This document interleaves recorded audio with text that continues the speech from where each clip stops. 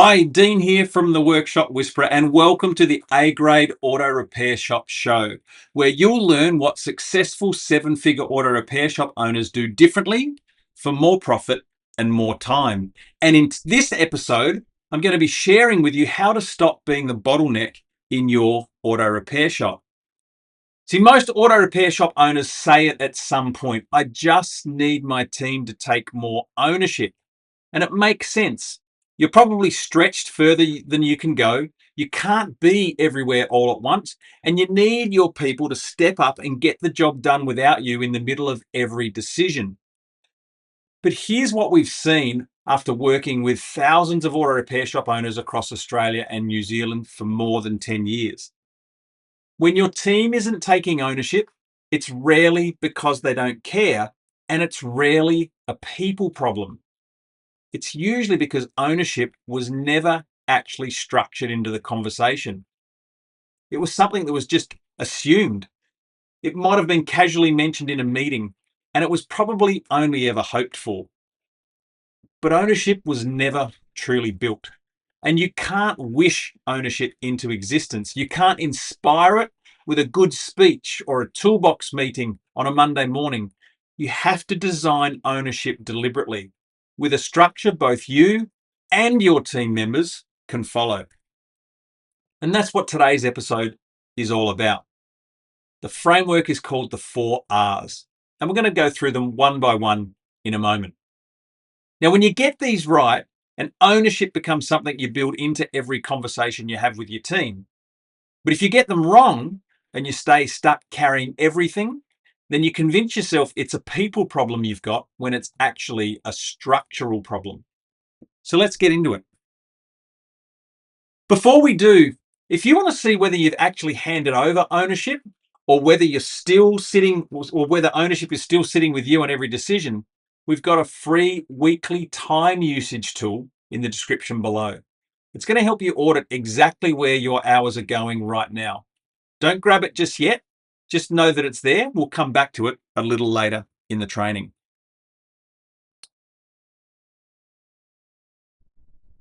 Let's consider this for a moment. The first R is the result. Now, every ownership conversation you have starts here with a clear, defined result. It is a non-negotiable and it can never be not included in a conversation at the start of any job, any request, or any task. Now, before you sit down with anyone on your team to talk about their performance, their level of ownership, or the expectations you have for them, you need to be crystal clear on the result you want to see at the end of that job, that task, or that process. And both of you need to be clear on what the result is so that you're both looking at the same destination. As a simple understanding, this is where most shop owners get it wrong. Ownership sounds something like this. I need you to take more ownership of productivity, or I need better customer communication from the front desk. Or maybe it's, I just need the guys to be more accountable. Now, the reality is that those comments, those ideas, those desires, they're not results. They're merely directions. And directions without a destination don't get anyone anywhere specific. Let's think of this little diagram here. If this is your team member, and this is you over here, well, you might have a really, really clear understanding that the target everyone's going for is here. But your team member, so you're fixated on the task going this way. But your team member might think that, you know what? Well, he is pretty good. And it would be pretty good. But the problem is,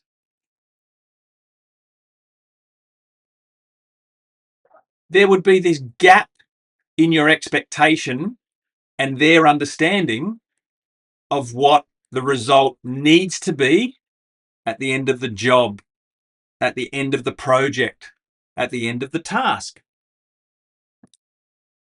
So every discussion you have with your team members, any team members, needs to begin with a clear, definable, and measurable result. Let me give you some examples of this. A clear, definable, measurable result sounds like this: 125% productivity by the end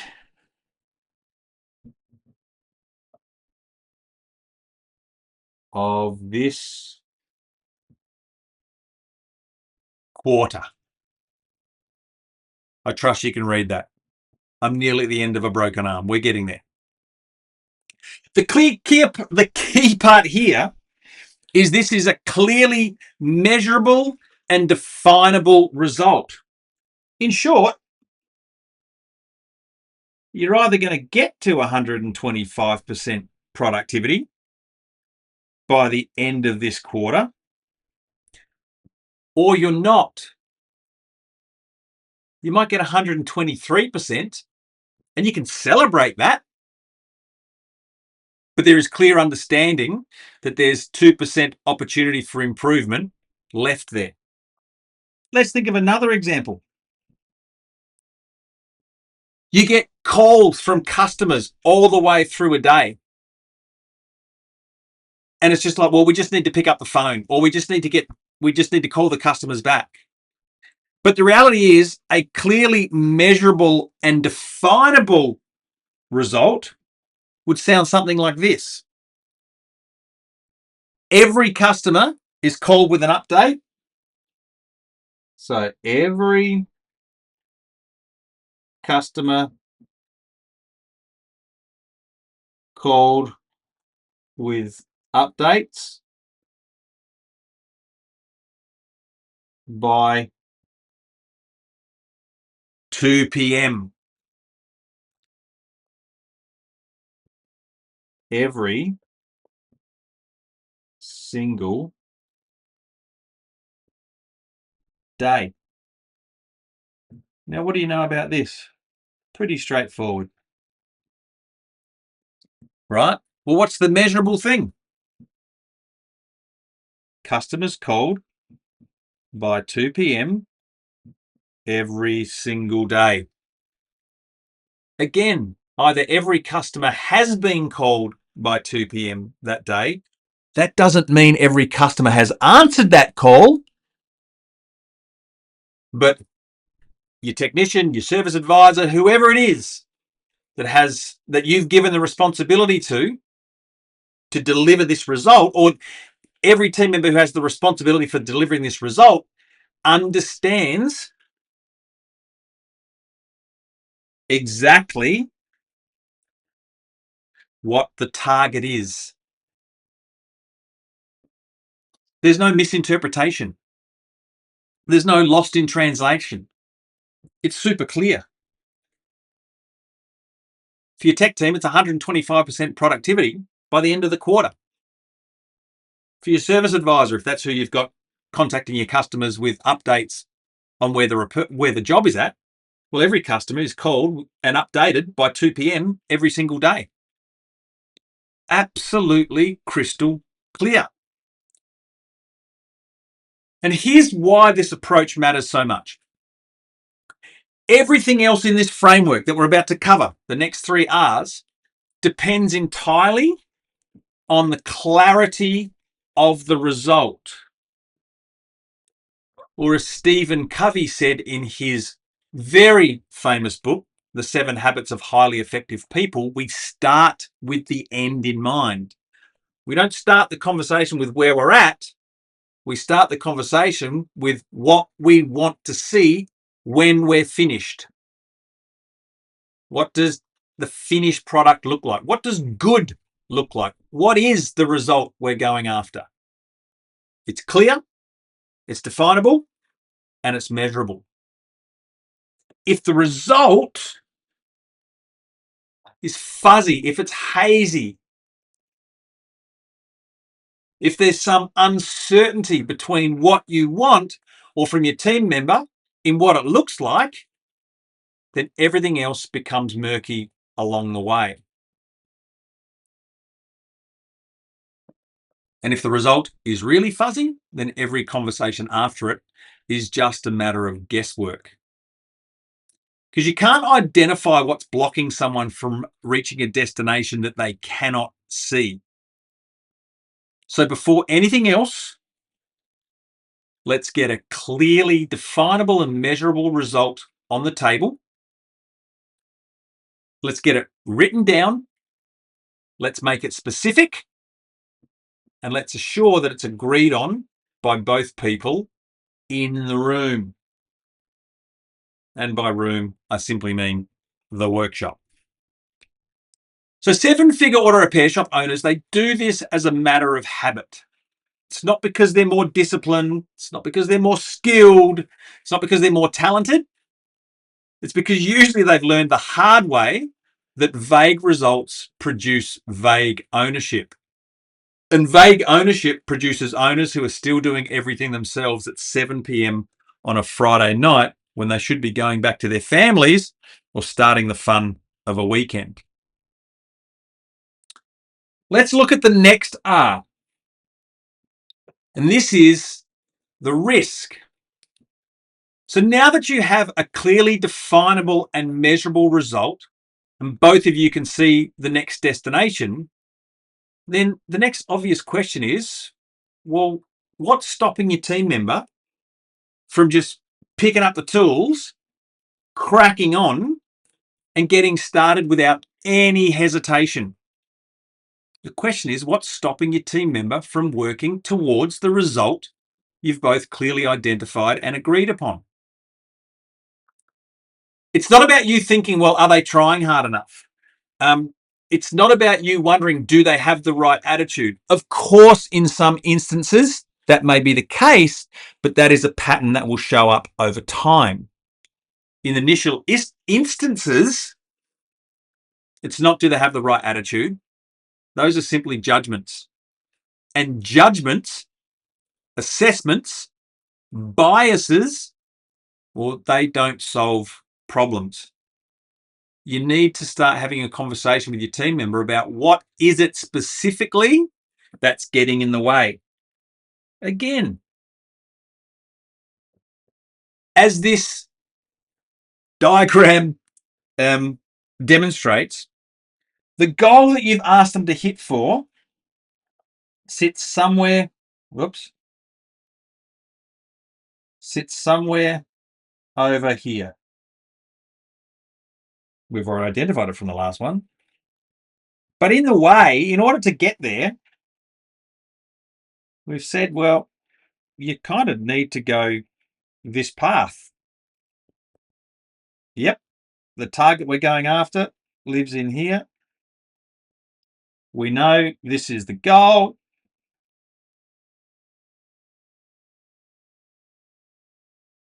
But you know what? All they're seeing in here is, well, hang on. There's a problem here that I might fall in. There's a trap that I might fall into here.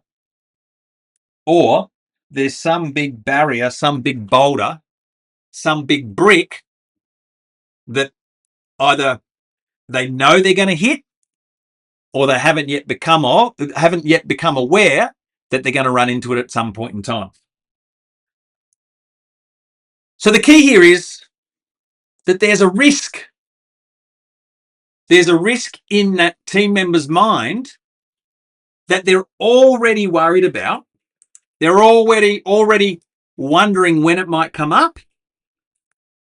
And they're afraid to move forward. Mostly because they're either afraid of disappointing you or they're afraid of the danger they'll be placed in when you find out, because either you've reacted poorly in the past or they've come from workplaces where the person they they worked under there reacted poorly, and they're bringing those past experiences with them. So you could be a tremendous person to work for. You can be the best boss they've had so far. But if they're bringing emotional baggage, pain, hurt from past employees or past employers into their current employment, then that baggage comes with them as well. And it can have a seriously detrimental effect on their level of confidence and their level of security to do something they're being asked to do. But let's look at the risks in a more structured way.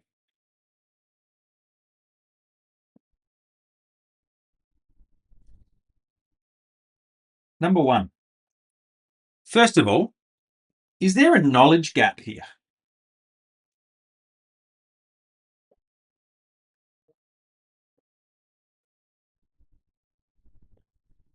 By that I mean, are you asking them to do something that they've never done before or they've never been shown how to do properly?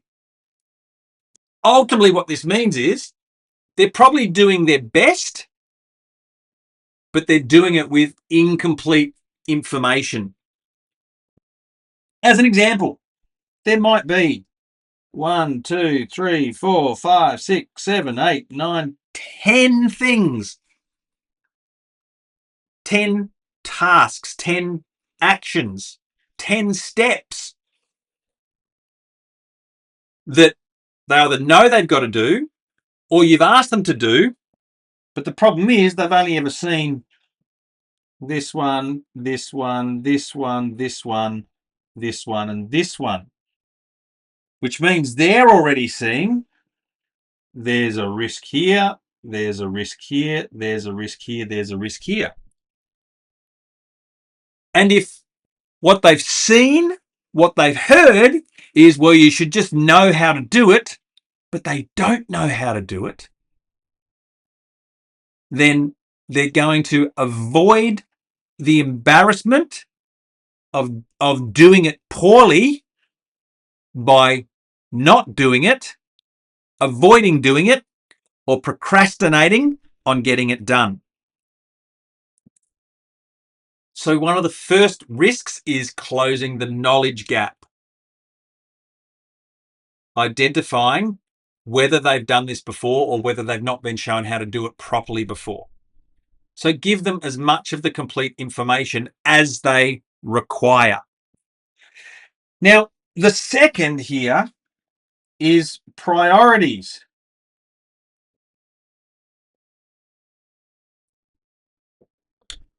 Which is a bit like the spinning plates.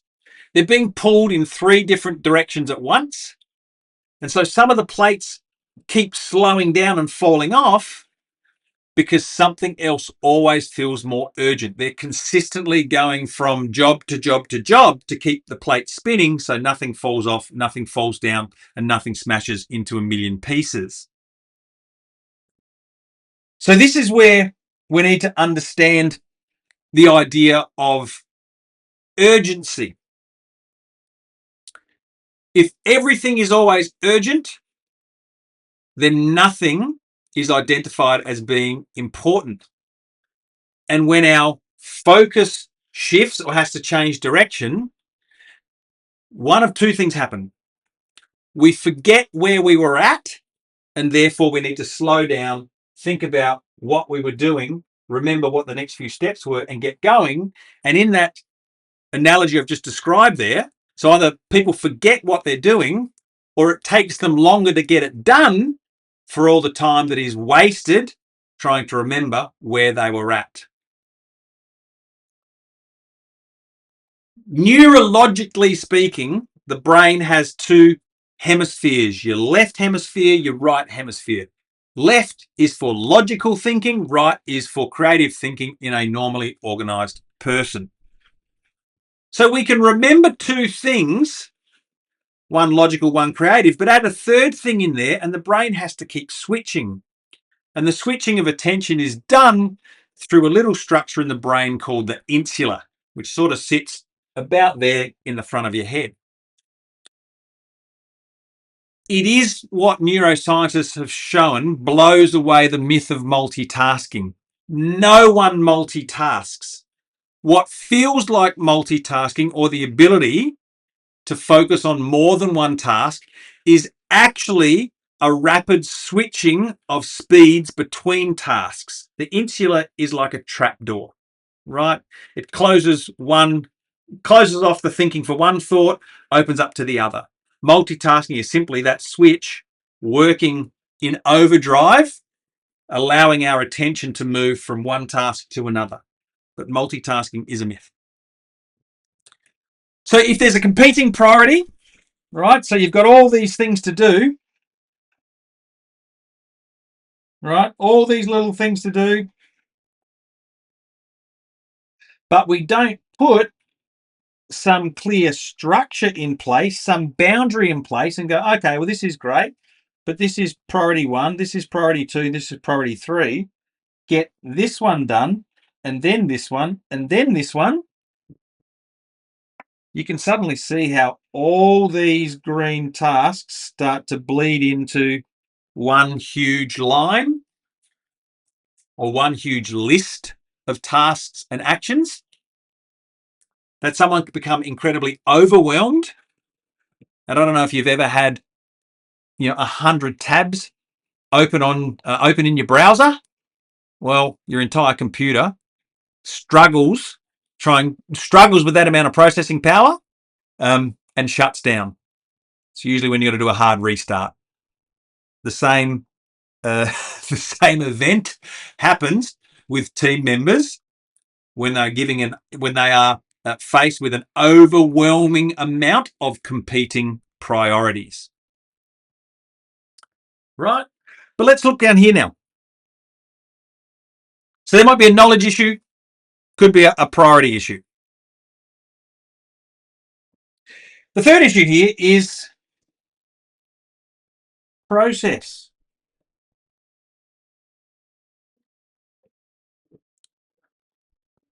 What does process mean?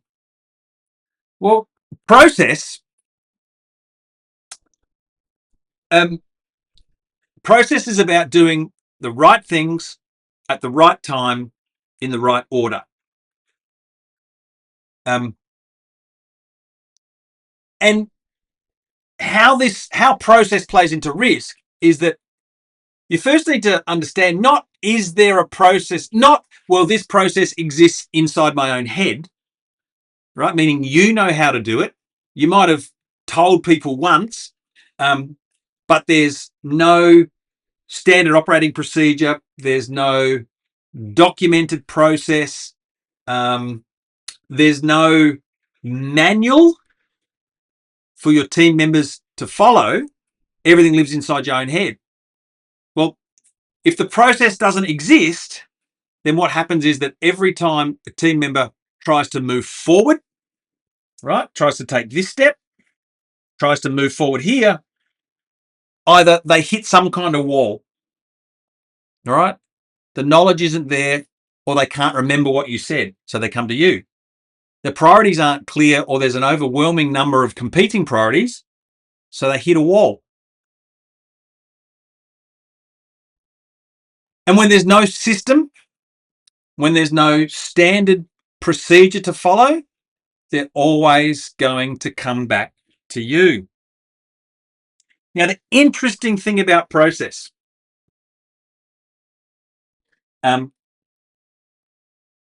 is simply the fact that there is always a next right thing to do.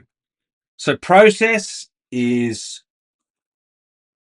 getting the right things done at the right time in the right order. It is sequential, it is systematic, and most importantly, it is logical.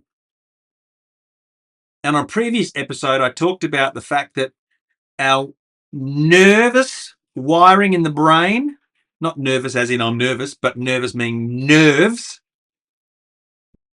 what fires together wires together. And the more logical steps become, the more reproducible they are, the more repeatable we do them, the more the steps become ingrained in the left side of our brain. There's a logic to it. We don't have to, it becomes unconscious competence. We get it done without thinking about how we're doing it or how well we're doing it. So process is right thing, right time, right order. It's making sure that up here, as we look here in knowledge, well, we do step 1, 2, 3, 4, 5, 6, 7, 8, 9, 10. Everything flows. Remove procrastination, improve responsibility. What happens? You get a better result. Pretty clear. And the last part of this is simply confidence.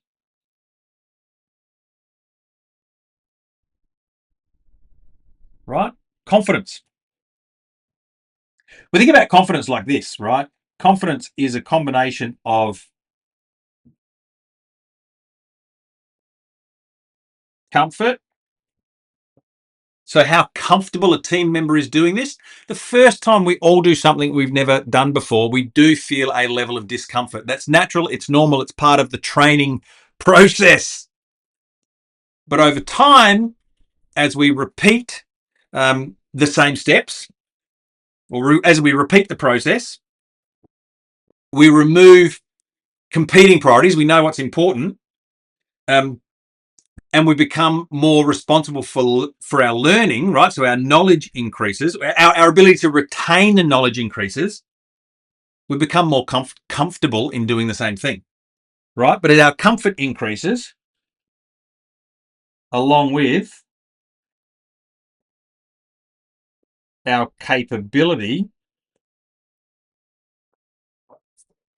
so the team member sees for themselves that they are removing obstacles, they are meeting your expectation, delivering the agreed upon outcomes, they feel more capable in their role on that job with that responsibility. But these are the 4 risks that we need to understand. And the other part with confidence is also comfort. It's what level of decision making do they have? What level of autonomy do they have on the job to try something, potentially not have it work out exactly the way they want, without feeling at personal risk? So when we talk about confidence, comfort, and capability, what we're really talking about here is security, or the fancy term for this is psychological safety. In essence,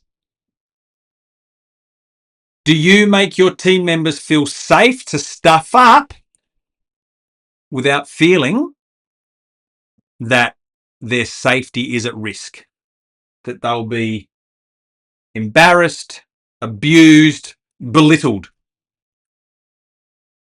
in your frustration of them not meeting your expectation, producing the result?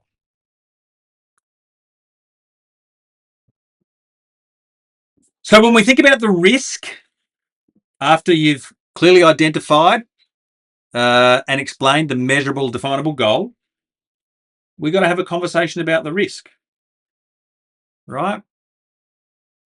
And don't assume the answer. You don't even have to go through every single one of these with your team member. You just need to ask the question, ask this question. Whoops, that does not help any of us. You just need to ask this question: what's getting in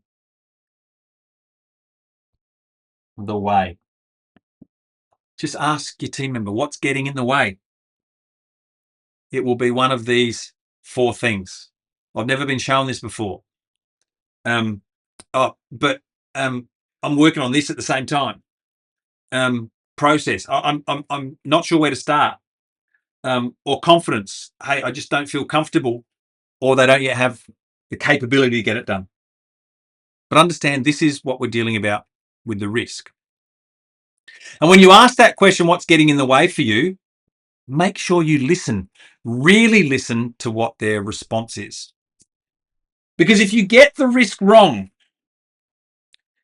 if you assume that the trap or the boulder that's blocking them is actually something different from what it really is for them, then everything that you do to remove the risk is actually going to end up solving the wrong problem. You'll get frustrated because of their hesitation, but it's simply we're trying to solve the wrong problem. You'll probably end up removing something that wasn't getting in the way. You'll agree on actions that don't actually shift the outcome. And 3 weeks later, you're left scratching your head, probably while trying to hold your breath, because you're still having the exact same conversation. And the risk is where most ownership conversations actually fall over, not because you as an owner don't care, but because in a desire to produce the result, you either gloss over or completely skip this step. So they go straight from here's the result to here's what you need to do differently. And they miss the actual reason why the result isn't being hit in the first place. So ask what's getting in the way. Listen for which one of these risks your team member is highlighting. And when they've named the real blocker, solve for that particular blocker. Now, before we move to the next quadrant here being remove, this is usually where auto repair shop owners start to realize the blocker isn't always the team member. Sometimes the block is with them as the owner. And this is where our weekly time usage tool makes this visible for auto repair shop owners. You can download it from the descriptions below this video. It'll get you to take a look at your actual calendar if you're using an actual calendar. If you're not, that might be one of the solutions here. And you'll see clearly where ownership is still sitting with you across the full range of workshop operations that you've got on a daily basis. You'll find out where you're still the first port of call. You'll find out where you're still acting as the final check on every job. And you'll discover where the team is doing the work, but you're still holding on to all the risk and all the responsibility. The workshop, the weekly time usage tool, it's free. It's down below in the description box. And it's absolutely worth downloading before you get to the end of this episode. But let's move on now to this block called remove. Now, at this point, you've identified, well, you know your destination, right? You know the result that you're going after. You've identified what the risks are, what's blocking positive progress towards the agreed result. Now we need to look at what remove means. We need to understand now what needs to be eliminated. And as the little diagram shows here, well, maybe there's a little bridge that you put over that trap. So now suddenly there's no fear about falling in here. Or you've smashed this boulder down where it's merely now just a series of little pebbles. that your team member can just either step over or pick up and toss away because it's been clearly identified that they're neither important, urgent, or necessary to pay any attention to or spend any time worrying about.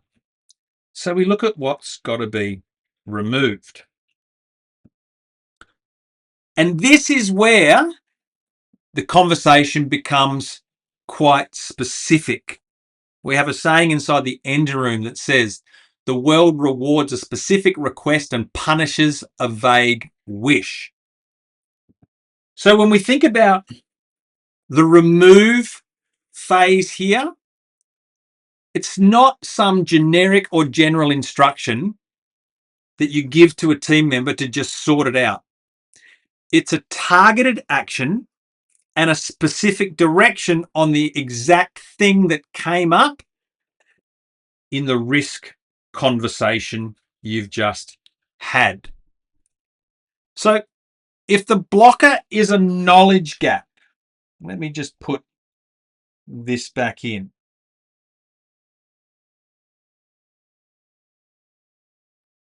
Right? If the blocker is a knowledge gap, we simply ask, all right, well, is there some training that's required? It could be you quickly show them right there and then. If you'd already done it before and videoed it and had it stored in your workshop training drive, then big tick to you. You're amazing. Maybe there's some resource that you've got. Maybe there's a manual. Maybe there's an online video you've seen. Maybe you're with you've got some online subscriptions that it would be great for this team member to go and watch.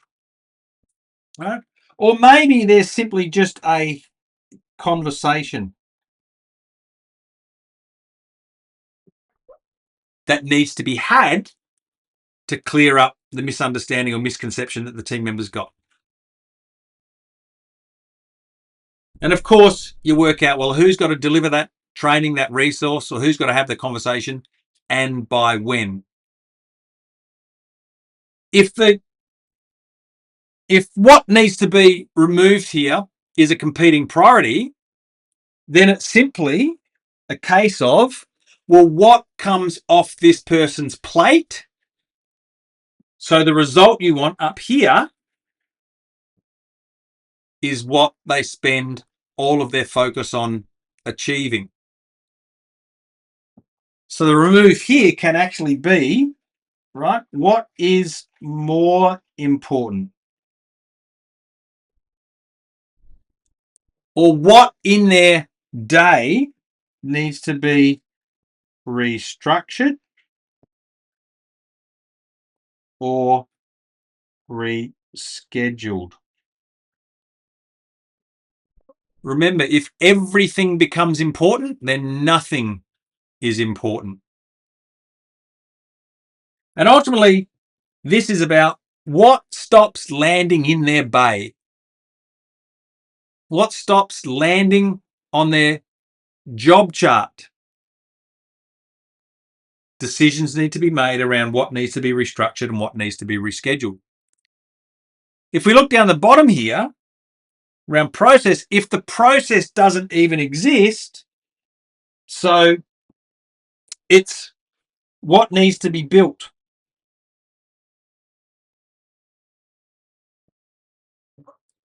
What needs to be built? If it is built, it's where is it stored and how does your team access it? For our engine room members, they have access to a custom GPT that we've built for them called SOP Sally. SOP means Standard Operating Procedures. Procedures, processes are the keys to freedom inside any auto repair business.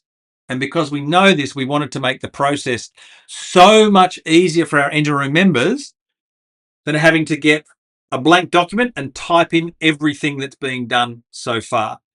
They can throw in, or they can direct the GPT to manuals, workbooks, notes that they've got, give it some instructions, answer the questions that the GPT asks them, and the GPT will produce for them their very own standard operating procedures for anything and everything that happens inside their auto repair businesses. And how do you know if you need a system? Well, if it's whenever any of your team ask, how do I? That's telling you there is either a system that needs to be built, there's a system that they don't know where it is stored, or there is a system that they've forgotten how they get access to it. But down here, it's always what is the standard operating procedure that you need to have in place. Now, you don't have to build all of them. You can work out if it's your job or the team member's job to build that process.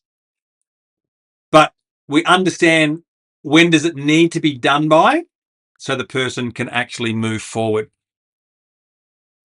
And when we talk about confidence in this last one, this is all about understanding safety, as I talked before, and permission. When is it safe for your team members to make a decision without requiring your permission? And is it safe for them to do so? So we'll put decisions on the end here. So it might mean you've got a clear decision-making boundary. There might be some financial constraints. Your service advisors, your front of house team can make decisions up to a certain dollar value to solve any customer problem they've got. It might mean that you have a short daily check-in with your team or the individuals on the team that reassures them that they're on track, that they're on path, they're on track to the desired outcome, and to keep moving forward, meaning they don't need to come to you to make a decision on every judgment call that they've got.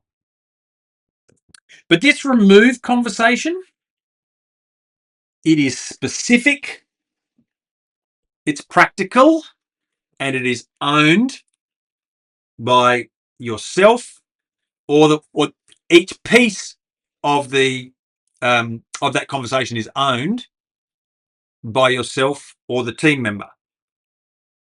And there is one more thing that's worth naming in here. Sometimes the thing that needs to be sometimes the thing that needs to be removed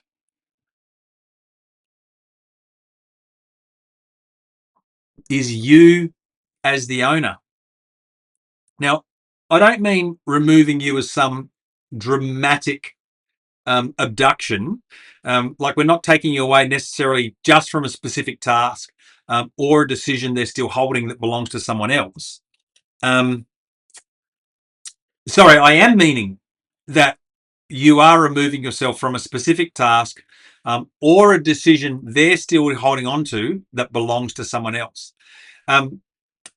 Because if your team has identified in your risk conversation up here that the trap they fear falling into, or the big boulder that's blocking them, is they don't know if they're allowed to make a call without checking with you first, then removing you as part of that thinking, part of that process, is what needs to happen first.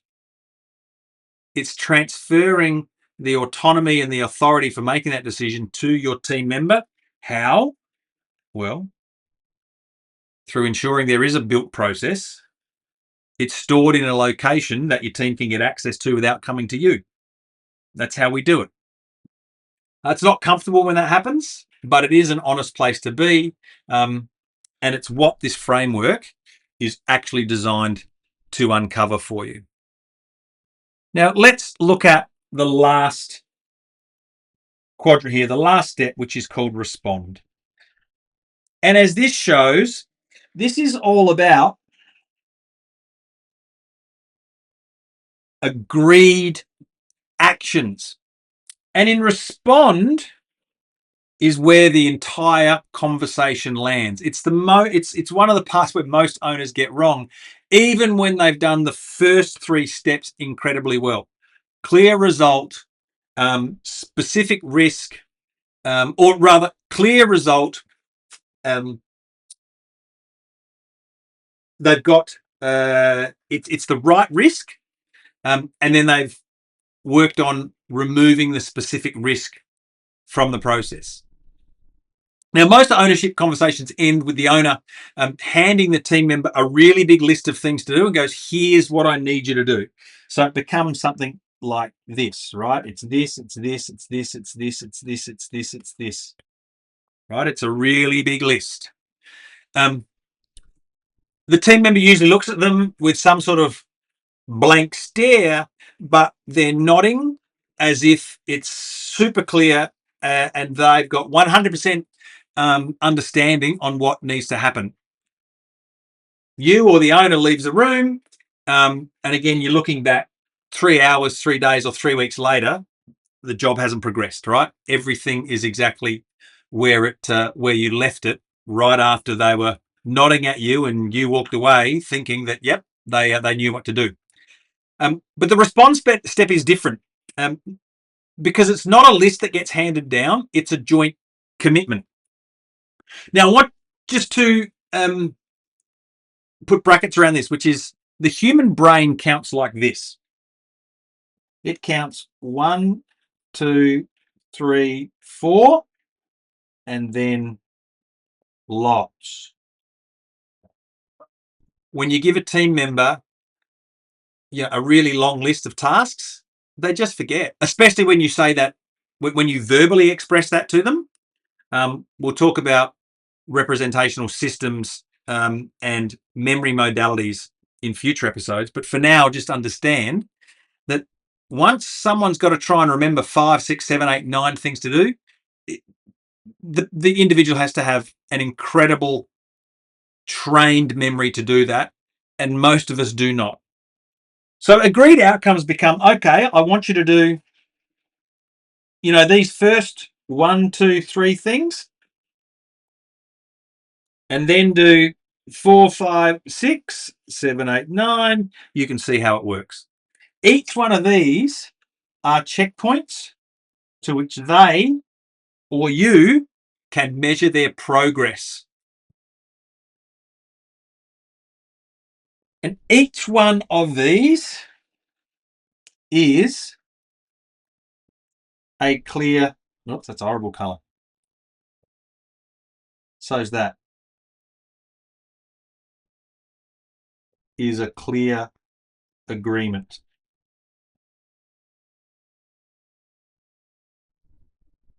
And so on and so forth. In short, it works like this. When, what, and who.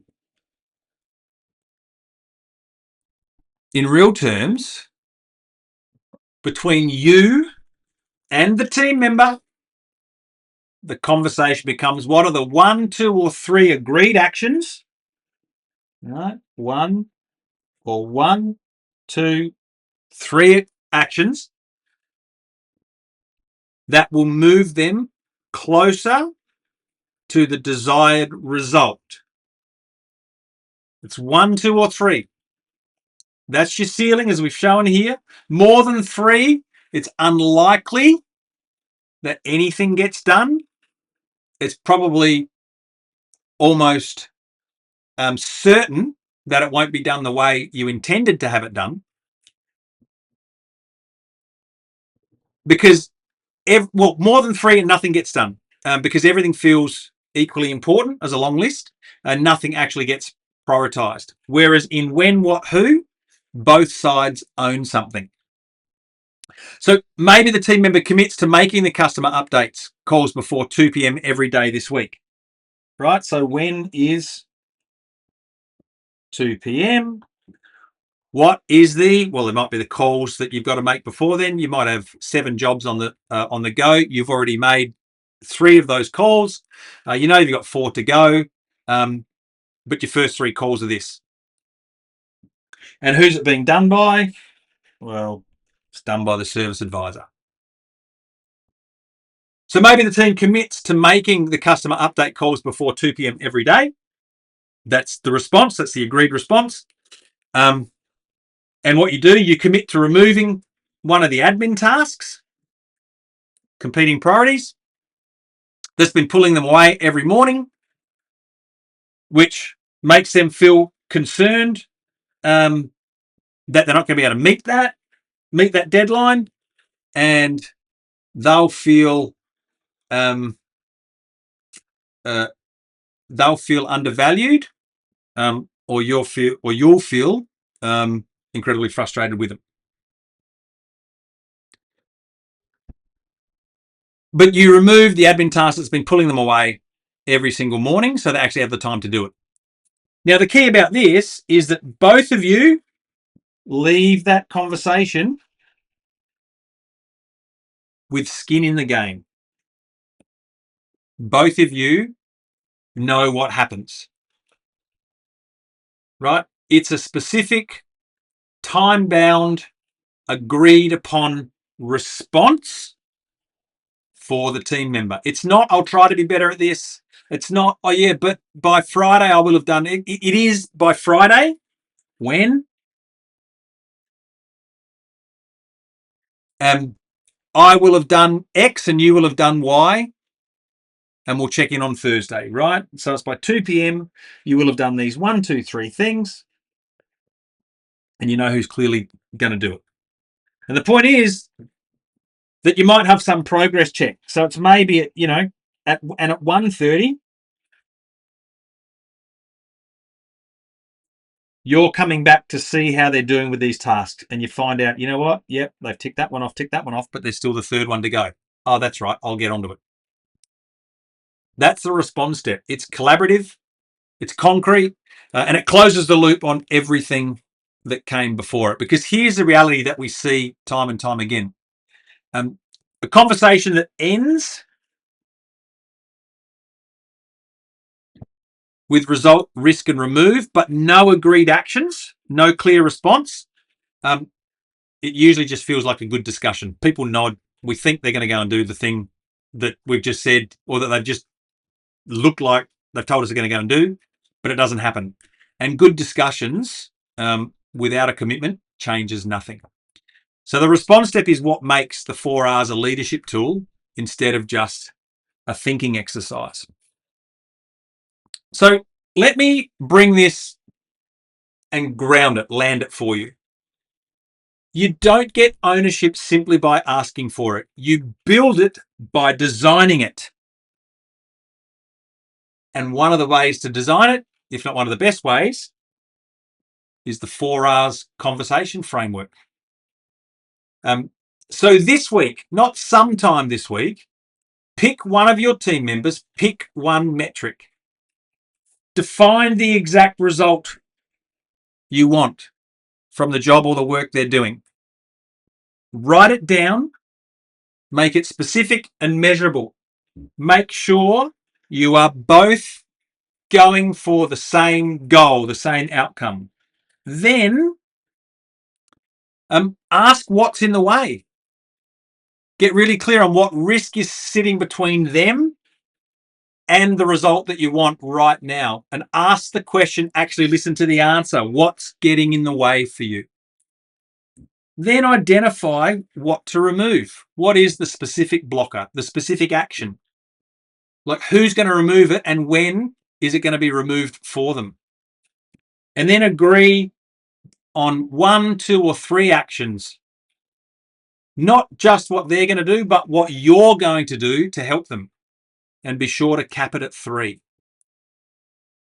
And of course, as we said, download the weekly time usage tool from the description box below, and run an audit on your own week. Because sometimes the most important thing that the 4 R's model surfaces is where you as the owner is still the blocker that just hasn't been named yet by you or for you. But it's really simple. Just start with one conversation and get that right, then do it again. And that's how seven-figure shops are built, one structured conversation at a time. Now, if you're exhausted in your business right now, just understand it's rarely because you work too hard. You've got a great work ethic, but it's not necessarily because you're working too hard. It's usually because you're carrying the weight of what should belong to someone else on your team. The ownership isn't motivational, it's structural. And this 4Rs framework gives every performance conversation a shape, a context, steps to follow. Name the result, identify the risk, remove that risk, and agree to what each person will respond in action. You get to design how the work is done in your workshop, your auto repair business, or you keep carrying the load of how everything is done. Those are the only two options. So if this episode, How to Stop Being the Bottleneck in Your Auto Repair Shop, has you thinking differently about your business and you'd like to find out how we help auto repair shop owners just like you stop being the bottleneck in their auto repair businesses, then click the links in the description below and check out how we help auto repair shops based on the revenue levels that they're at. There's no pressure, there's no sales calls, just clear information in those links so you can decide if we're the right fit and if now is the right time to get some help with your auto repair shop. And I look forward to seeing you on another episode of the A Grade Auto Repair Shop Show.